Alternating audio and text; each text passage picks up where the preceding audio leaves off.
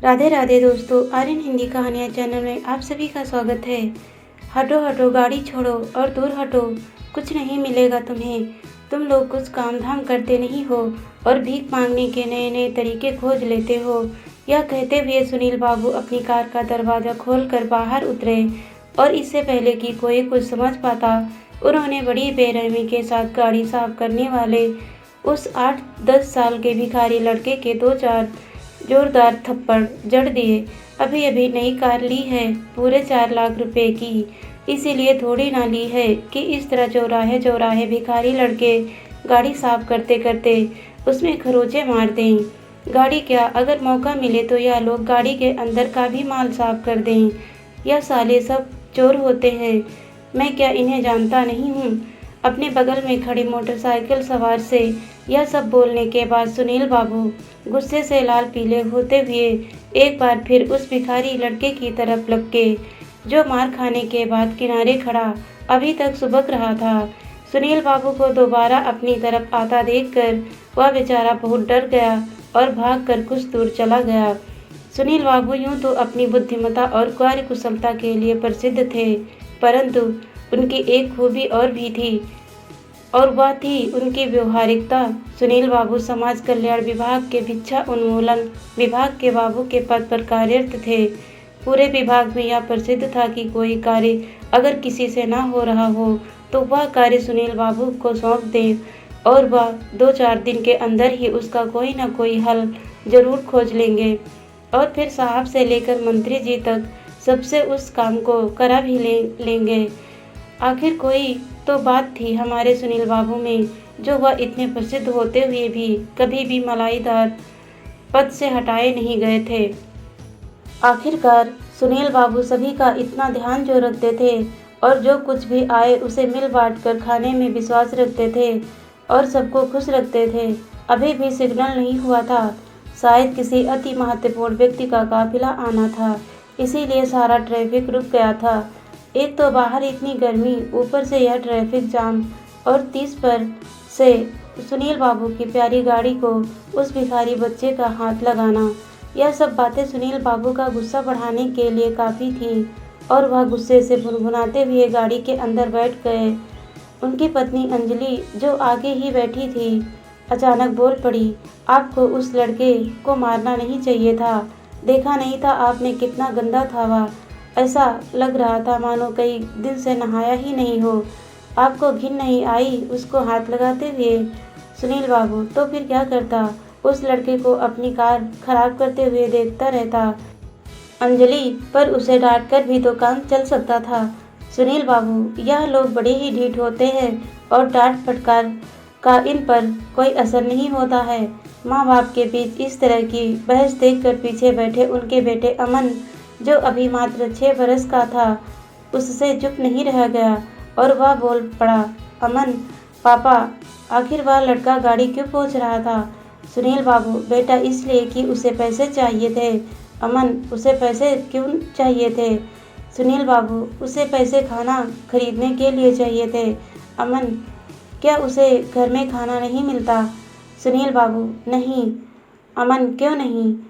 सुनील बाबू खिसियाते हुए से, वह गरीब है। अमन, गरीब क्या होता है? सुनील बाबू, जिसके पास पैसे नहीं होते हैं। अमन, उस लड़के के पास पैसे क्यों नहीं हैं? क्या उसके पापा उसे पैसे नहीं देते हैं? सुनील बाबू, नहीं। अमन, क्यों नहीं देते हैं? आप तो मुझे रोज़ पैसे देते हैं। सुनील बाबू, हाँ मैं देता हूँ, क्योंकि मेरे पास पैसे हैं, पर उसके पापा के पास पैसे नहीं हैं, इसीलिए नहीं देते हैं। अमन, उसके पापा के पास पैसे क्यों नहीं हैं? सुनील बाबू, मुझे नहीं पता, तुम तो हर चीज़ की हद कर देते हो। अब चुपचाप अपने चिप्स और चॉकलेट खाओ। सुनील बाबू बुरी तरह झुल्ला गए थे। अमन बेचारा चुपचाप पीछे वाली सीट पर बैठ गया, पर उसके प्रश्न अभी भी अनुत्तरित थे कि क्यों उस भिखारी बच्चे के पास कुछ खाने के लिए नहीं था और क्यों उसके पापा, जो इतने अच्छे हैं, उन्होंने उस बच्चे को इतना मारा। अब तभी अचानक सुनील बाबू के मोबाइल पर किसी का फ़ोन आया और उस नंबर को देखते ही उनका चेहरा खुशी से खिल उठा। सुनील बाबू, कहिए माथुर साहब, कैसे याद किया? माथुर साहब, सुनील बाबू, एक फाइल फंस गई है, निकलवानी है। सुनील बाबू, कौन सी फाइल? माथुर साहब, बाल भिक्षावृत्ति को रोकने और भिखारी बच्चों को पढ़ाने के लिए सरकारी सहायता मिल रही है, उसी सहायता को पाने के लिए आवेदन किया है। फाइल में कुछ कमी है और आपके पास ही है, आपकी रिपोर्ट लगानी है। सुनील बाबू, मुझे मालूम है आपका काम कठिन है, पर हो जाएगा। बाकी साहब और मंत्री जी सबका मिलाकर लगभग 5 लाख का खर्च हो जाएंगे।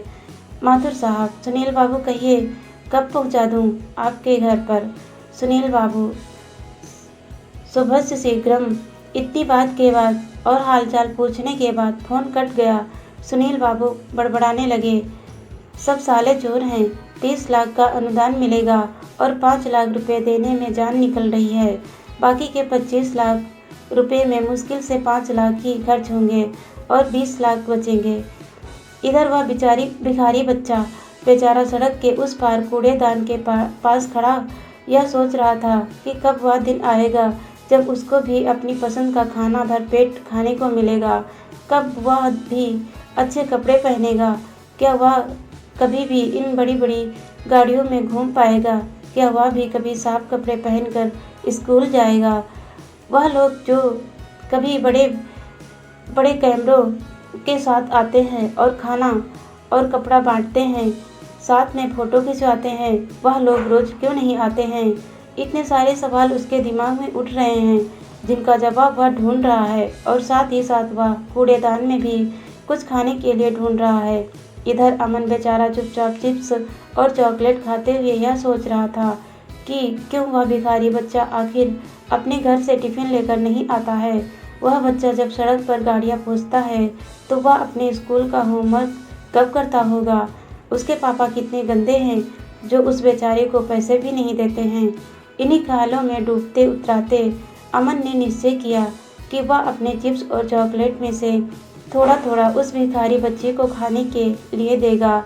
और उसने बिना वक्त गंवाए उस भिखारी बच्चे को इशारा से अपने पास बुला लिया। वह भिखारी बच्चा भी कूड़ेदान में कुछ नहीं पाकर एकदम निराश हो चुका था और भूख से बेहाल था। यह भूख भी कितनी बेरहम होती है जब इंसान के पास खाने के लिए कुछ नहीं होता है, तब और ज़ोर से महसूस होती है। इधर उधर देखने के बाद उसकी नज़र अचानक अमन पर पड़ी जो उसे इशारे से अपने पास बुला रहा था। भूख से व्याकुल पहले तो वह जाने से डर रहा था, पर फिर पेट की आग ने उसे विवश कर दिया और वह तेजी से अमन की तरफ दौड़ पड़ा। गाड़ी के पास आकर ही उसने दम लिया और एक बार फिर कनखियों से सुनील बाबू की तरफ देखा और जब वह निश्चित हो गया कि सुनील बाबू अपने ही ख्यालों में खोए हुए हैं तो वह अमन के पास आकर खड़ा हो गया।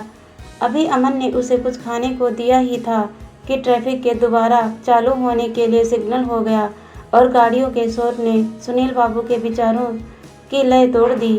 अचानक उनकी निगाह फिर से उसी भिखारी बच्चे पर पड़ी और इस बार उसके हाथ में चॉकलेट देखकर सुनील बाबू बेहद आग बबूला हो गए और तुरंत गाड़ी से उतरकर उस भिखारी बच्चे की तरफ लपके।